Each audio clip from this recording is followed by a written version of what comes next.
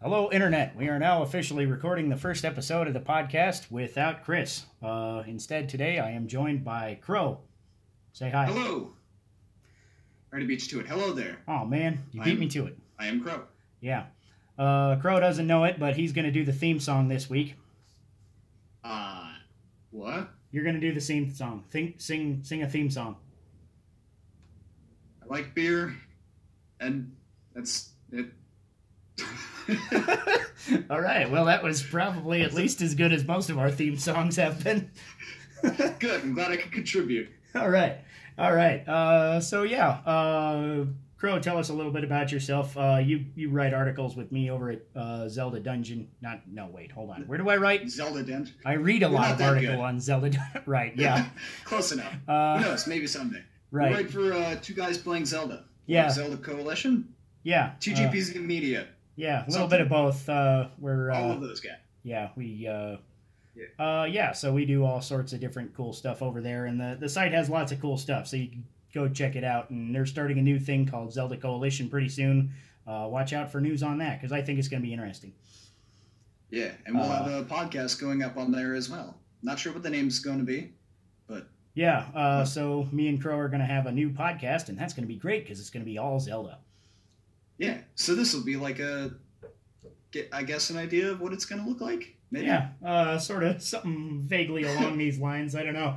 It'll probably have some similarities and some differences, obviously, but it should be a fun time. You and me talking. Good enough. Yeah, that's gonna be mostly what it entails, and I'm gonna have a beer of the week as well, because everybody needs a beer of the week. Today's beer of the week is Blade and Bow Bourbon, which is not a beer, but I had one of those days today. Putting my kids to bed was a pain in the ass, so I'm having some bourbon tonight.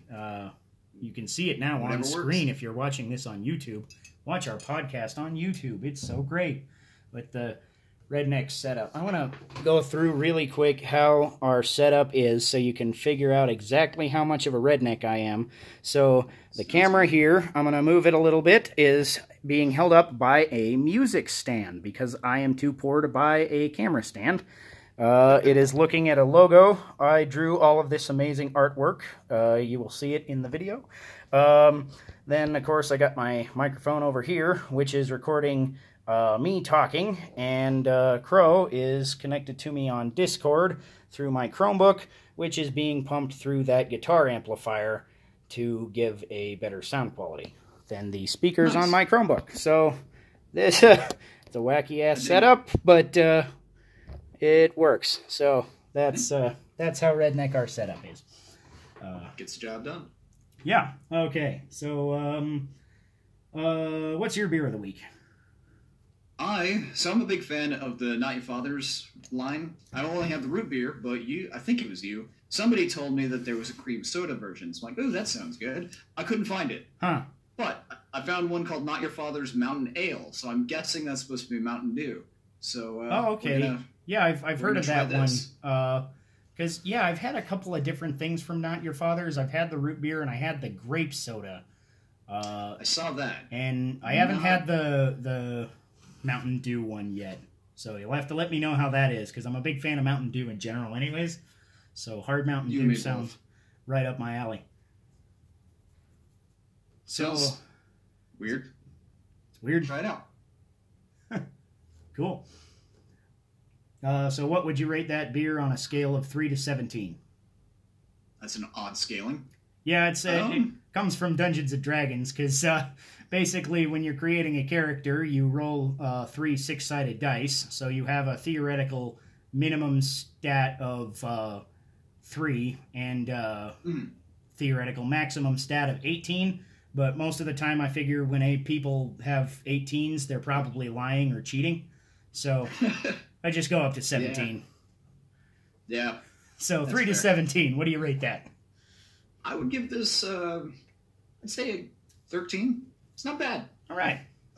I was honestly expecting worse. Okay, yeah. I get that sometimes, when you have a weird, flavored beer that's supposed to taste like something, and then it tastes like that, but not quite right, then that can be pretty gross sometimes. Yeah. It tastes like Diet Mountain Dew, but a little bit thicker. Huh. I guess. Yeah. It's kind of interesting.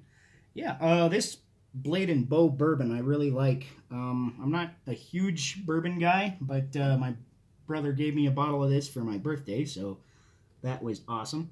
Nice. And it's pretty tasty. I'm gonna give this 16 out of 17. That's that high. Yeah, this is a good bourbon. So if you're looking around and you find Blade and Bow bourbon, I've never heard of it before, but it looks cool. Yeah. I'll have to keep that in mind. Sitzel Weller Distilling Company in Louisville, Kentucky. Neat. It's real Kentucky bourbon. Supposedly it can't actually be called a bourbon unless it's made in Kentucky. I'm not sure how true that is, but somebody told me question that. Right. It's like how it can't be champagne unless it comes from the region in France. I'm like, whatever. It's just sparkly stuff, right? It's the same. It all goes down the same. Right.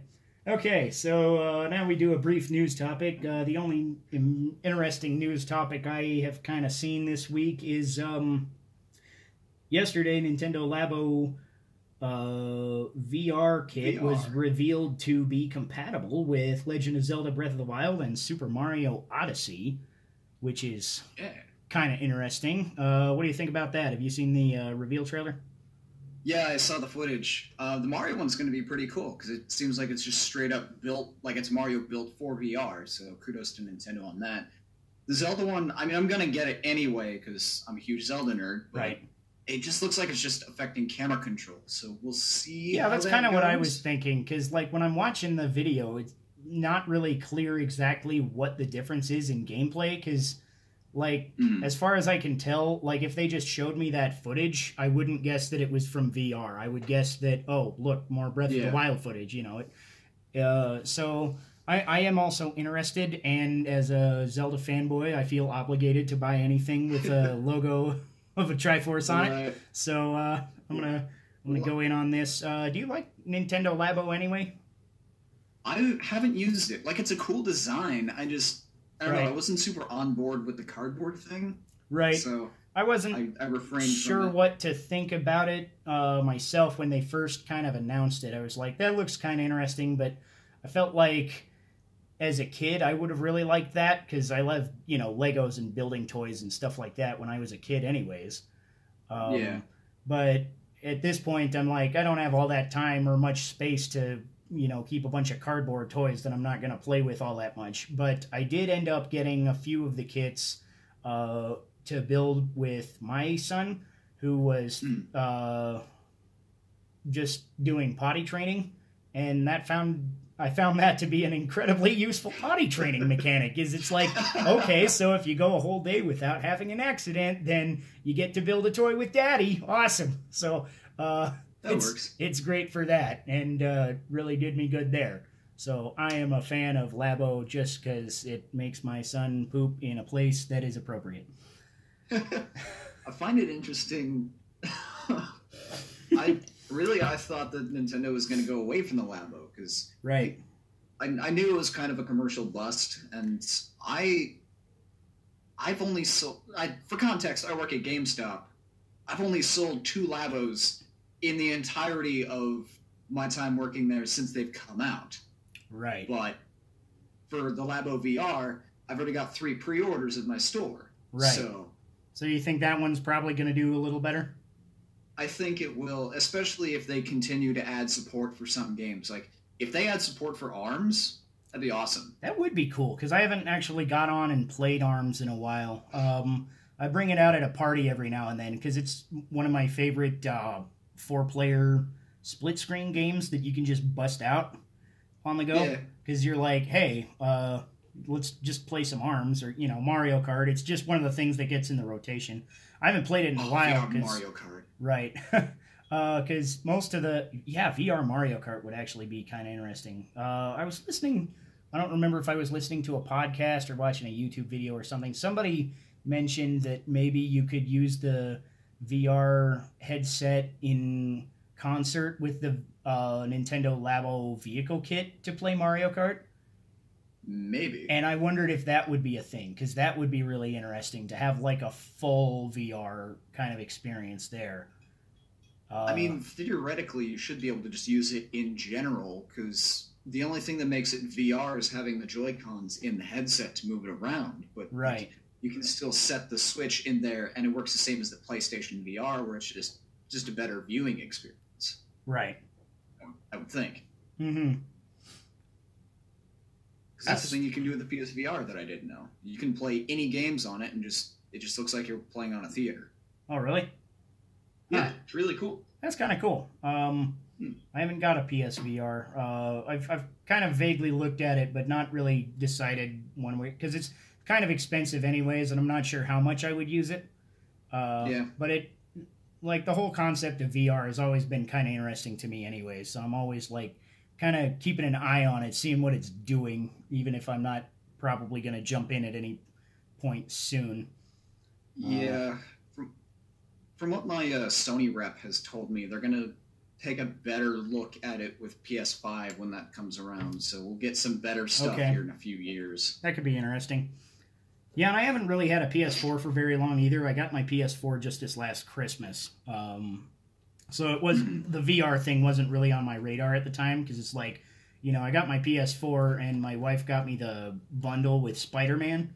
And so, you know, that was soaking up a lot of my time already. And then she kind of hinted at my in-laws to get me God of War. And between those, like, I don't have much time for anything anyways. And then I got a gift card for my parents for the PlayStation Store. So I got Horizon Zero Dawn and the remake of Shadow of the Colossus, too. So I've got plenty of stuff on my back burner there right now anyway. So I don't really need any VR stuff, but it's just kind of strong library.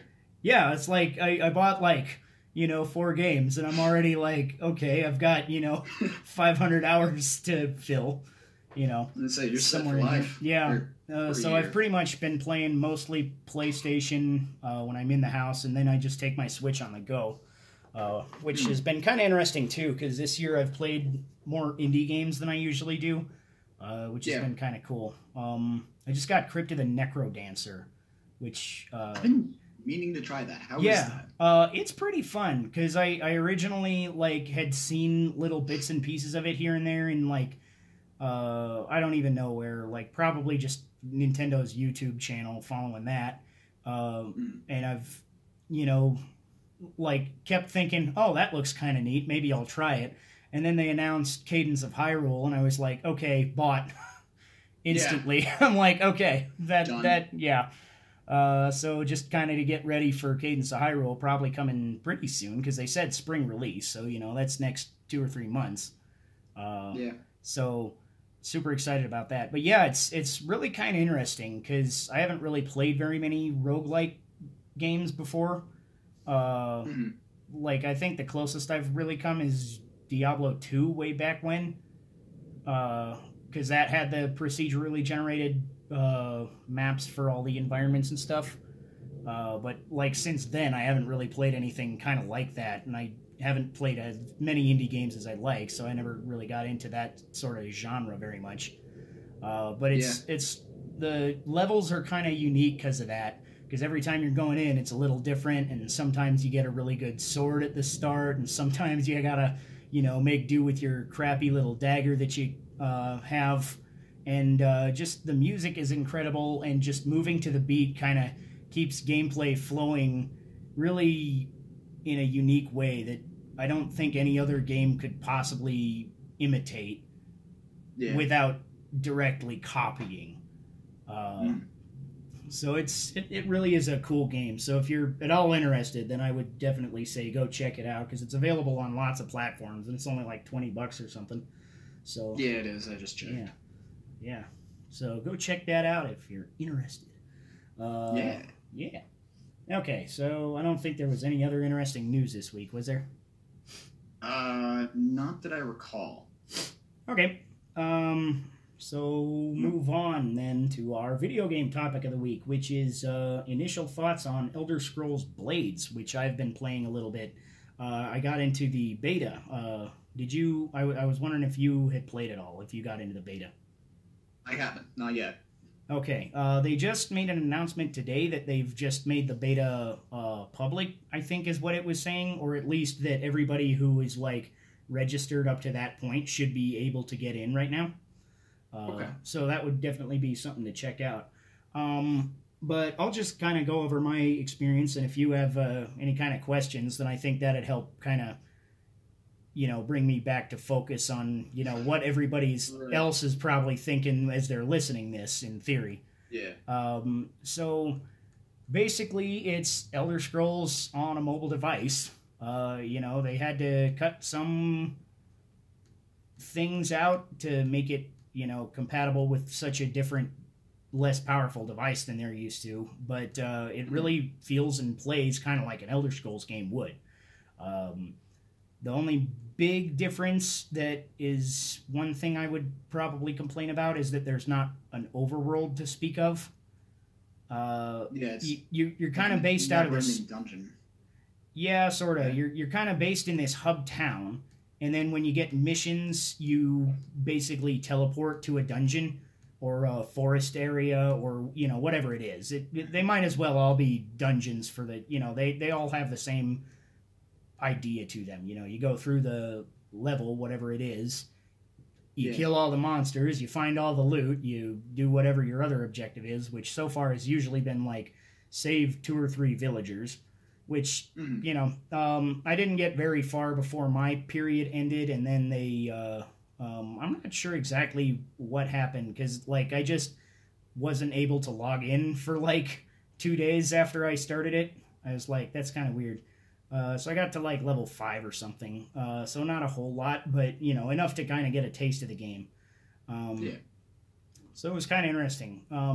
Then you're getting you get treasure chests, and the only really mobile game aspect of it is in these treasure chests, because you can't just open them up right away. You have to, you open them, and then it takes a timer to open them, kind of like you've seen in some mobile games, like Clash of Clans. Yeah, things like that. Yeah, things like that. So you get a wooden chest, and it only takes 5 seconds. So I always just sit there and wait for those, and do those all in a row. And but then if you get a silver chest, then it's a 3-hour wait. So I'll wait till the end of my play session and do that. So it worked out okay so far. I didn't get very far. The only problem I might have with that is eventually, once I got a whole bunch of chests in my inventory, you can only hold 10 of them at a time or something. So that would be annoying. You can pay for an upgrade, but I'm trying to keep this on the as cheap as possible. Right. Just partially to kind of just tell developers that this is not how I want a game to be monetized. But at the same time, this is the kind of monetization that makes them crap loads of money. So I can't really, I don't think it's going to work, but I'm still going to stick to my guns. Do what you can. Yeah, because I'm the kind of gamer that if they just released a full giant game and gave me all of the content for $60 like a console game, I would pay that and I would be happy. I don't want a bite-sized piece for free and then 200 more bite-sized pieces for $1.99. Right. What's your kind of stance on that whole mobile game aspect and the monetization thereof? I'm not a fan of it, but only because I've sunk a shameful amount of money into Clash of Clans over the years that I've been playing it. All right. We'll see how it works. Some games are good at sucking you into it, like Clash of Clans, and Overwatch is a big one for me. Yeah. I don't do it as much anymore. Right. I used to play loot boxes a lot. Those are ones I hear a lot. Back in, right after high school, a buddy of mine got really addicted to buying a bunch of in-game gear for Dungeons & Dragons Online. And got him really in trouble one time because I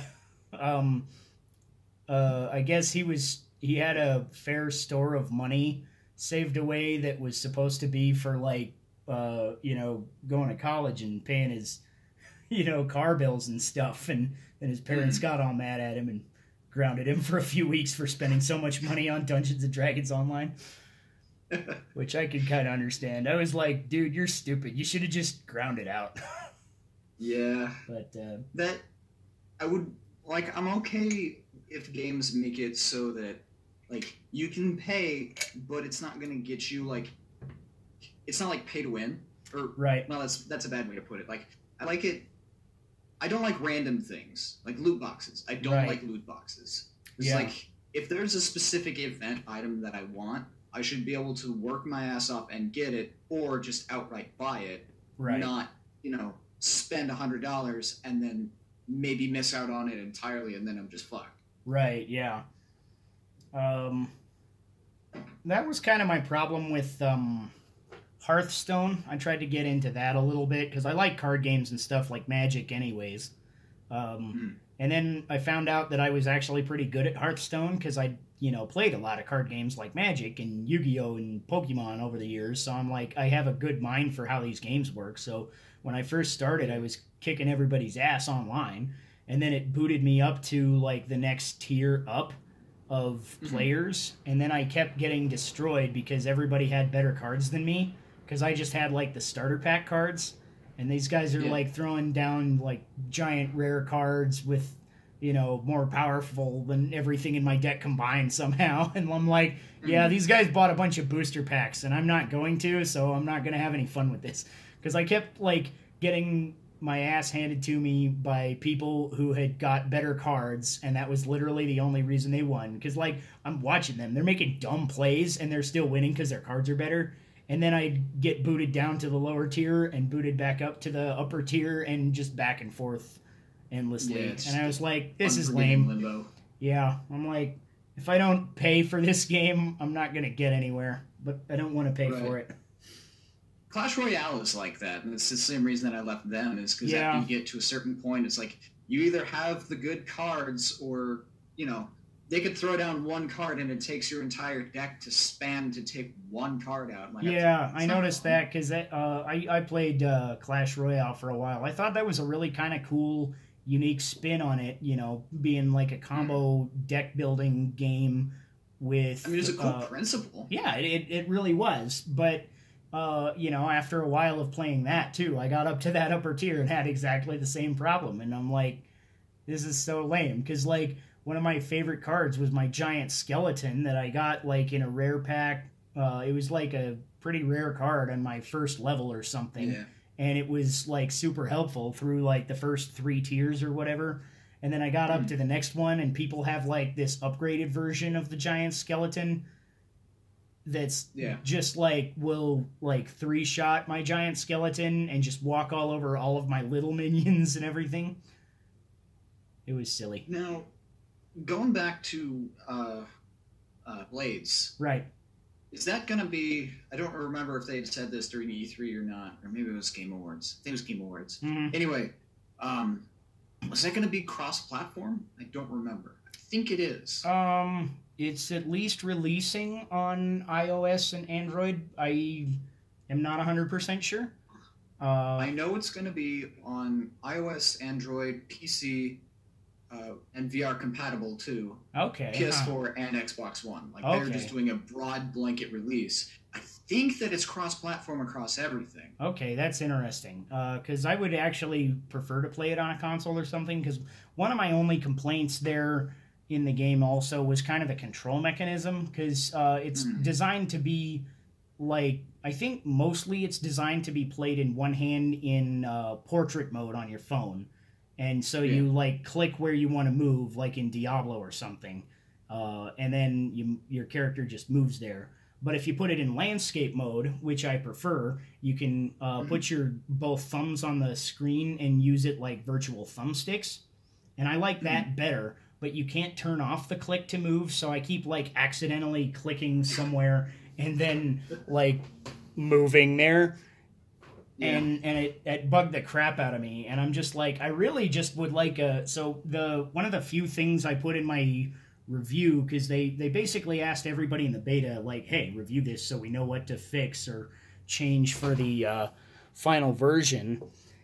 And so that was kind of one of my things that I said was like, can you add an option to turn off the click to move or add controller compatibility? Because, my Switch Pro controller has Bluetooth. It can connect to my phone, and I've actually played some games with that on my phone. So I don't see why they couldn't theoretically make this work with that. Or I know the Xbox One controller also is usable like that for a lot of PC games. I know a handful of PC gamers who just like using controllers better, so they got an Xbox One controller. Like I knew a guy that got a Xbox One controller, doesn't even own an Xbox, and he's just like, I want this so I can play stuff on my PC with a controller. I did it for GTA. Yeah, I used a controller for that. And Metal Gear 5 Phantom Pain. Okay. Because that game is not optimized for PC. Okay. Yeah. The control layout is console through and through. Right. I hate that when it's like awkwardly like a hard split, because it's like you know that it was designed for one other thing and so it doesn't work right on the other one. Because I remember playing Left 4 Dead on consoles, and it was kind of the opposite of that, because you could tell it was optimized for PC. And it just really played so much better on PC. But I wanted to play it on console, you know? One cool game that you might like if you've got a PC to play it on, or if your Chromebook will run it. I actually got a code from the developer to play it called Prevent the Fall. Huh. I think it's in early access right now, or beta or something like that. It's not finished, but it's in the same realm as Blades is, where you've got a central hub where, in this case, you're just in a bar that you can explore. Right. And you'll pick up missions and go out and explore these dungeons and other areas, and it's VR compatible, so. Huh. That's kind of interesting. Yeah. So definitely, I'll check that out, because my PC is kind of old, but it runs most things okay, so I've been okay. And are you okay if I do a little self-promotion? Yeah, definitely. Go ahead. Because I run a YouTube channel as well, and I've actually got one video of me playing the game in VR, so you can see what it's like and how it handles. And oh, awesome! I broke it a couple times, and I freaked out like a little bitch at one point because there's spiders, and there's big spiders, and there's bigger spiders, and I don't do spiders. I don't do spiders. It's a trip. Nice. It's a cool game, though. All right. So, yeah, I'll check that out. What was it called again? Prevent the Fall. Prevent the Fall. Okay. Yeah, sounds interesting. I'm going to have a second beer of the week because I ran out of my little glass of bourbon. I am having Admiral Abyss Chocolate Milk Stout. I've heard of that. Yeah, it's from Odd 13 Brewing, which is a little brewery just up the road from me in Lafayette, Colorado. I've had several of their things. You can see on the can here on the video, they've got like the coolest can art in the world from Odd 13. Like all of their stuff, I don't know who does it, but he's a really good artist, and it's all kind of in this pseudo-anime style artwork on the cans. I love it. And I forgot that you're also from Colorado. Yeah. Colorado is a good place. Yeah. Yeah. We got mountains and like a crap load of breweries. Yes, we do. That's all you need, right? If you go to my hometown, we've got wineries too. Mm-hmm. Yeah, there's not many wineries around that I know. There's a handful. There's more one west. Right, yeah. There's a pretty good one I know in Old Town Arvada, which is the city I grew up in, is Arvada, Colorado. It's just outside of Denver. And they make pretty good stuff. But I'm not much of a wine guy. I turned 21 and all my friends are beer guys, so I learned a crap load about beer. And yeah, you and me both. I pretty much never looked at anything else twice, It's just beer is my life now, and I'm like I'll have some wine every now and then, but then I always wish I knew a little more about it or had somebody, because like when I drink, I'm drinking with the same guys, and they're like, hey, I got a bottle of wine, and I'm like, okay, cool, can you tell me a little bit about this bottle of wine? And they're like, no, I'm a beer guy.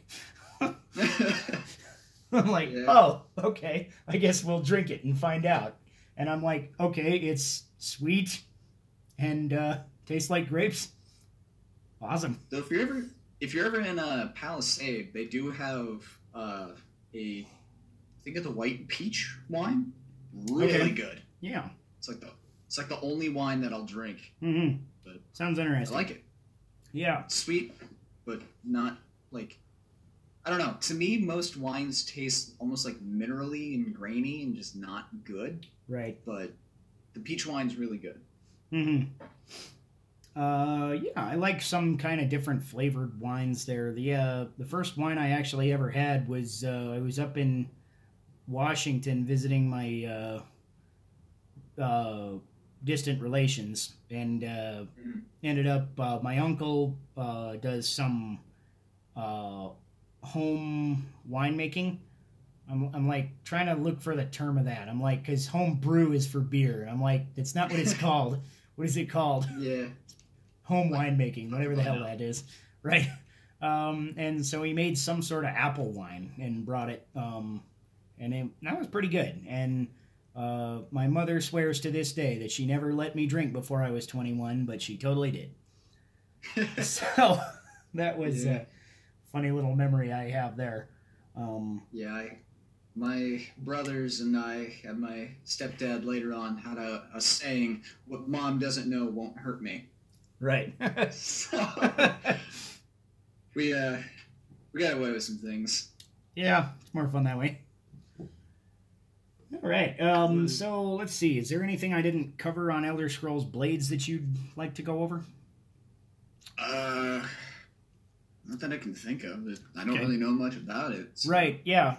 So definitely, if you haven't checked out the beta, I'd just say go check that out, because it really does kind of play like an Elder Scrolls, just, a little bit of a kind of a condensed version. You can basically equip your weapon and then like one attack technique and one spell, and you just kind of shuffle between those as your magicka and your fatigue regenerate. You use your fatigue basically just as a... Like, it almost works the same way your magicka does. You just, it recharges over time, and then when you have so much of it, you can use your big attack technique again. Cool. And then it's got some kind of interesting micromanaging in your town building kind of thing. It almost, have you played Final Fantasy My Life as a King? Back on WiiWare. I don't think I have. Okay, that was an interesting kind of a game. Because it really reminds me of that. Because basically in that game, you start out in like this giant empty space, and you have to build a town in it, and you need materials and money to build the town, which is the same as in Elder Scrolls Blades. So in My Life as a King, you would basically like hire a bunch of mercenaries to go out and fight dungeons and battle monsters and stuff and bring back money and materials.